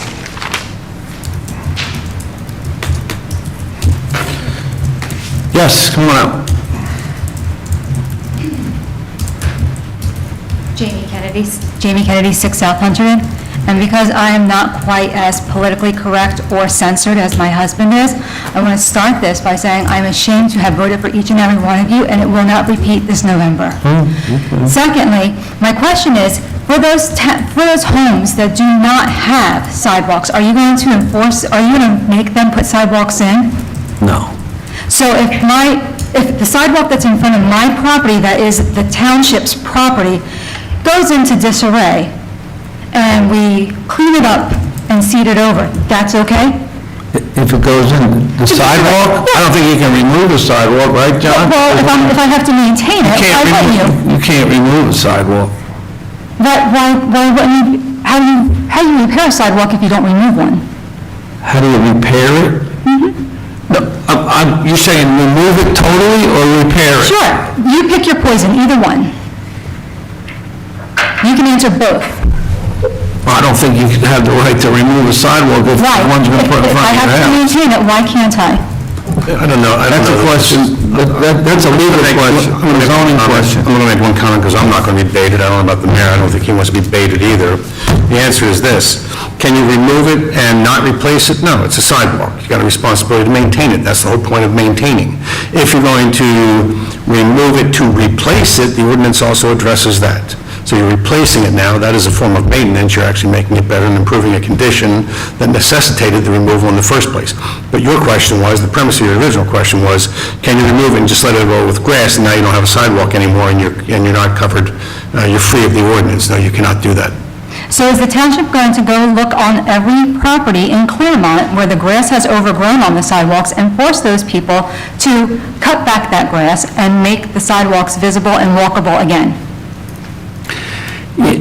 I don't think this, and again, I'm just one person up here, but I do not feel the spirit of the ordinance is to create a bunch of people running around and, enforcing all kinds of, I appreciate that. sidewalk, like on the Seinfeld show, the sidewalk, what. But listen, it clearly, we had an incident where there was trees overhanging streets and caused situations. And the spirit of this ordinance is if you, again, you roll a cement truck over your sidewalk, you're obligated to fix it. It's not my sidewalk, though. Again, we're going back to the legal terminology, right? And you're saying the premises, the property owner, you're saying that the right-of-way goes across private property. Okay. There is no right-of-way across my private property. My private property is my lawn. So I respect you and your husband's opinion.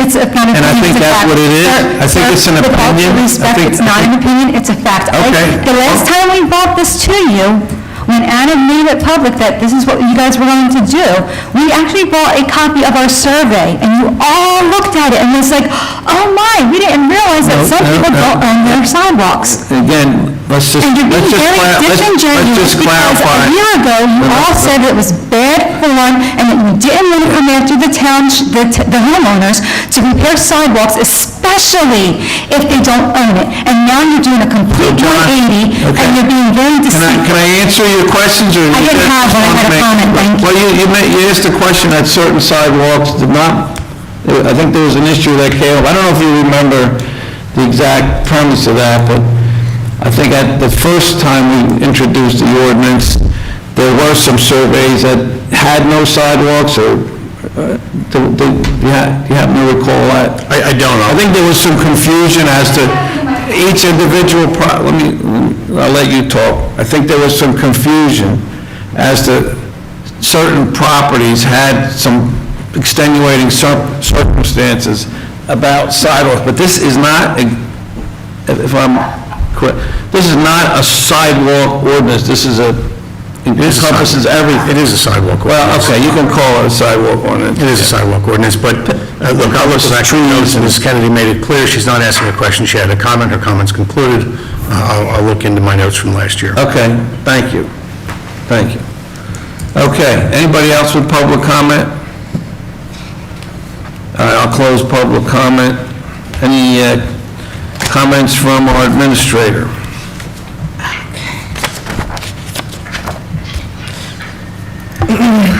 In March, the committee passed Resolution 2022-51-3 urging the passage of Senate Bill 330 to restore energy tax receipts to municipalities.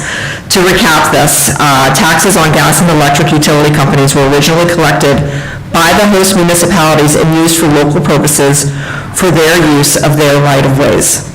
The state made itself the collection agent for these taxes and promised to dedicate the proceeds to municipal tax relief. However, the state diverted much of these funds over the years and have used it for their own purposes, and municipalities received a minimal share. Some of those monies obviously could have been going to our schools, to other entities, as well as the local municipality.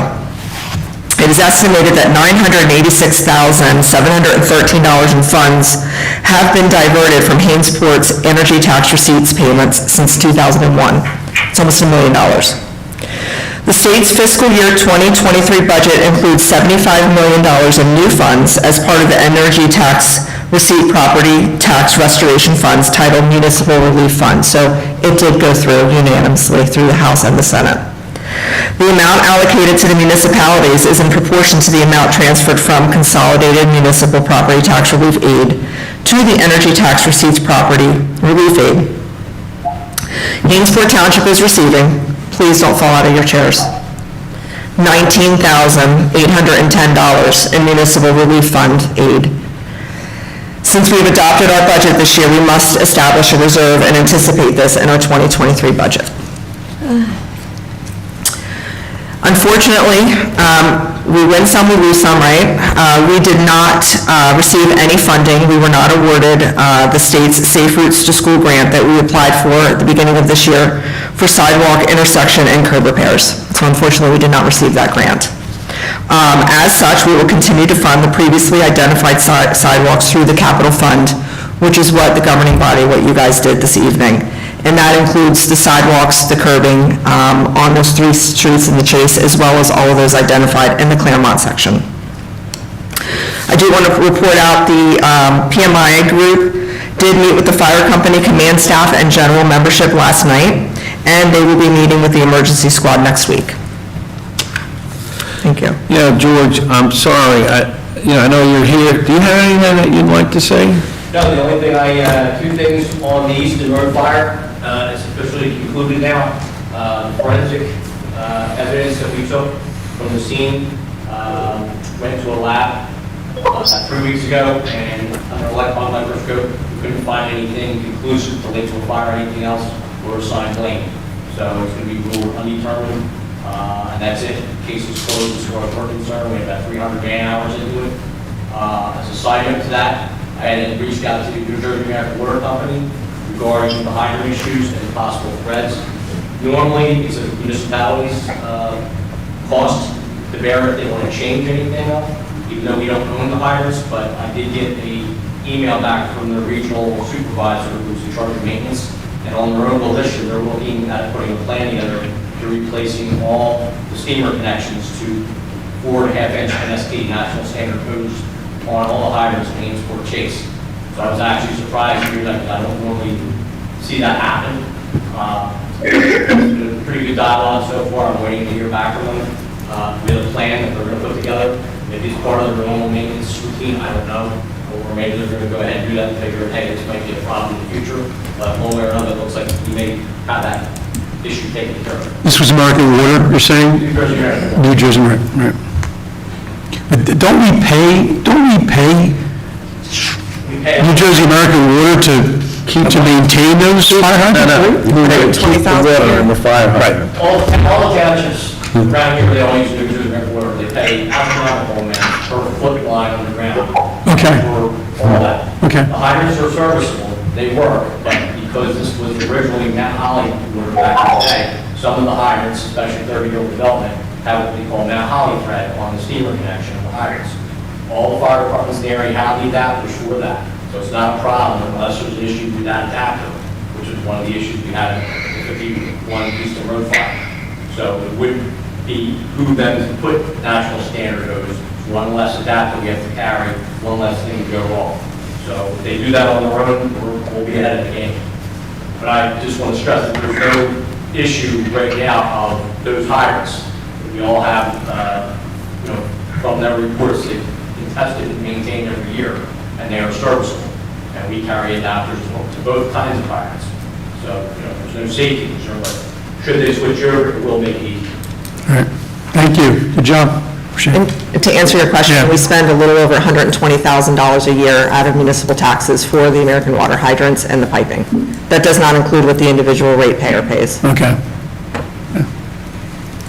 120, okay, so. And that's just to have access to the water. That's 10,000. when you turn the thing on and water actually comes out of it, you're paying.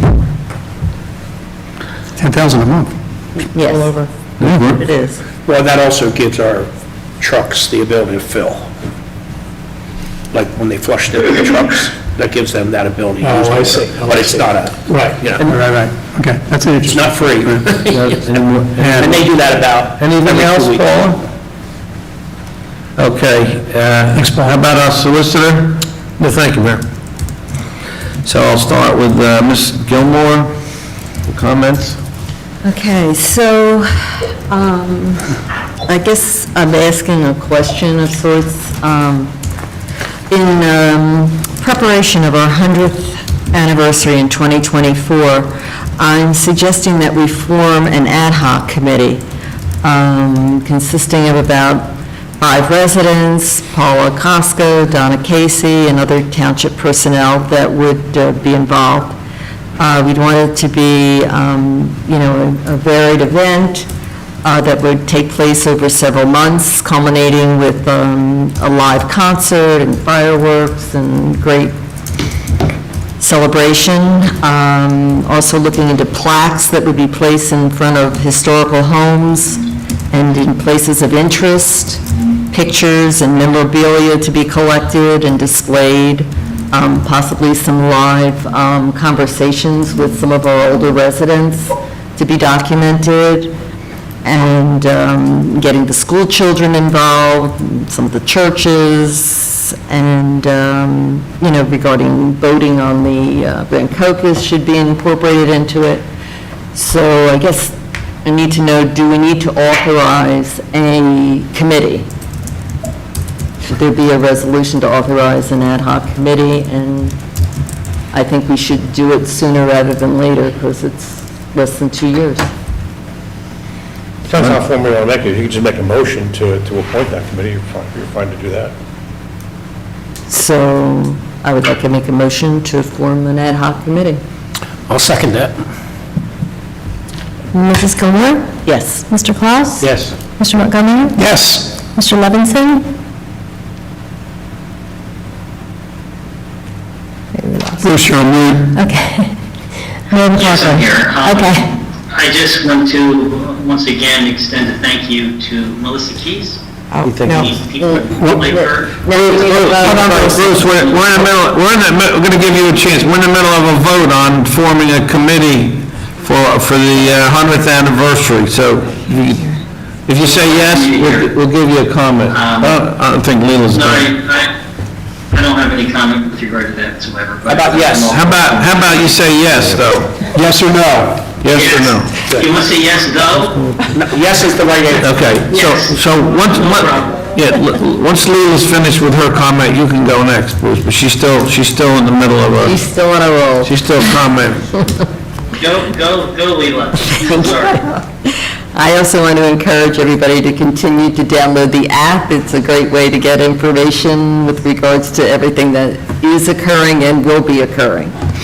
And invite everyone. We had our first concert in the park on Sunday. There was over 300 people in attendance, and the ladies auxiliary sold various food items. It went very well.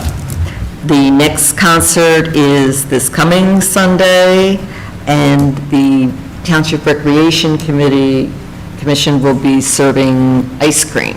They'll be selling ice cream. And I think there'll be a couple of surprise scoopers. And that's it. Bruce, would you like to make a comment? I'll reiterate, I just wanted to thank Melissa Keys. We need more people like her in this world who are ready and willing to step in for others who are in need and peril. And again, thank you, Melissa. Ken? I want to wish Leila a happy birthday. I believe Yes. her birthday is... Tomorrow is her birthday, Yes, I was gonna say that. 39 again, I assume. So happy birthday, Leila. Thank you for your hard work. Former mayor of our town last year, and appreciate your hard work then. And as you continue, I love the ad hoc committee suggestions. So thank you for that. 100 years is a long time, 100 years. Hope to see. Jerry? Yeah, 100 years is a long time. I moved here 50 years ago at the 50th anniversary, so I feel old. No comment. That's right. The concert of the parks are going, everything looked good there, and I don't have a lot to say, and, happy with a lot of things, so I think our staff's doing a great job, everybody is, so that's about it.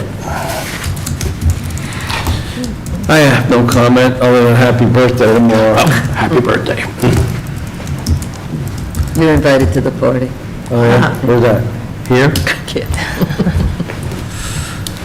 Okay, we have a bill list. Yes, we do. Would anybody like to pay our bills? I'll make a motion to pay the bills. Second? Mr. Klaus? Yes. Mr. Gilmore? Yes. Mrs. Gilmore, sorry. Mr. Montgomery? Yes. Mr. Levinson? Yes. Mayor McLaughlin? Yes. We have a resolution 2022-112-7 authorizing an executive session for anticipated litigation and personnel issues. Does our solicitor anticipate any formal action after the session? Perhaps in the personnel category, but not in the anticipated litigation necessarily, just direction that we'll be seeking from you, and I don't think either the combination of the two will take more than 28 minutes. So, 30. 30. So are we going to hold it in there, or? No, I don't think we should stay in here. So we're going to hold it in here. You're welcome to stay around. Any actions will be published in our minutes, I'm sure, after the executive session. So we need to make a motion to... Motion to adopt resolution 112-7. Yeah, you need to adopt this Okay. resolution first. So moved. Second. Mr. Montgomery? Yes. Mr. Klaus? Yes. Mrs. Gilmore? Yes. Mr. Levinson? Yes. Mayor McLaughlin? Yes, and that's the resolution authorizing the executive session, so, We need a motion. thank you. No, that's it. No, yeah, relax. You ain't I'm just there trying to yet. help. You ain't there yet. I'm just trying to help. Get there. Bruce, I'll call you. Bruce, I'll call you on your cell phone, okay? Okay. Levinson? So Thank you, everyone, for coming. We'll take a couple-minute recess, and we ask that the room be cleared. Thank you, officer, again. Good night.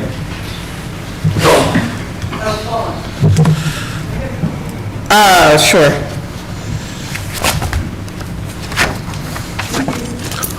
Can you shut this off, Paul? Yes, please.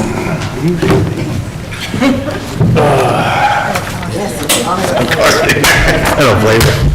I don't blame you. Oh, my goodness.